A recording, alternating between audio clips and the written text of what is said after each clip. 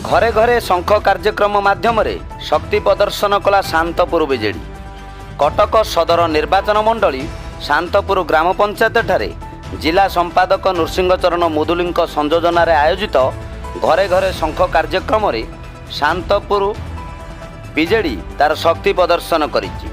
पंचायतर बहु वरिष्ठ नेतृमंडली समेत शताधिक कर्मी आज ग्राम पंचायतर माणिकपुर ग्राम रे 3 गोटी वार्ड रे घरे घरे शंख कार्यक्रम करी राज्य सरकार जनसाधारण सरकार करिथिबा विभिन्न योजना और लोकाभिमुखी कार्यर प्रचार करने सहित आगामी दिन में विजु जनता दल सरकार गठन करिले बिजुली फ्री युववर्ग को रोजगार माँ मान को स्वावलंबी करिवार मान्यवर मुख्यमंत्री प्रतिश्रुति को जनता सम्मुखें रखिथिले और डबल शंखरे मोहर मारी उभय विधायक और सांसद प्रार्थी को विपुल संख्यार जययुक्त करने भोट भिक्षा करथिले।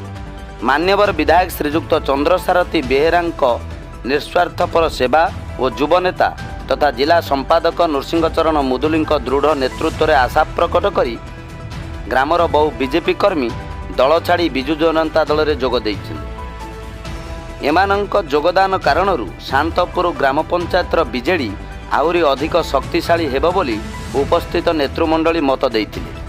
एही कार्यक्रम रे श्रीजुक्त मुदुली समेत वरिष्ठ बीजेडी नेता अलेख चंद्र दलाई, दुर्योधन पंडा, अरुण कुमार सिंह, भैरवचंद्र जेना, अमूल्य कुमार महांती, रोहित चंद्र महांती, पूर्वतन सरपंच प्रशांत कुमार बेहेरा, युवनेता मनोरंजन जेना, टुटू सिंह, संदीप नायक, पाळेदा ग्राम पंचायतर युवनेता ताराकांत मल्लिक, निरंजन मल्लिक, रमेश चंद्र महापात्र, गणेश्वर सिंह प्रमुख जोग देइथिले। Nishant कोइलरू Amitabh महापात्रଙ୍କ report news A7।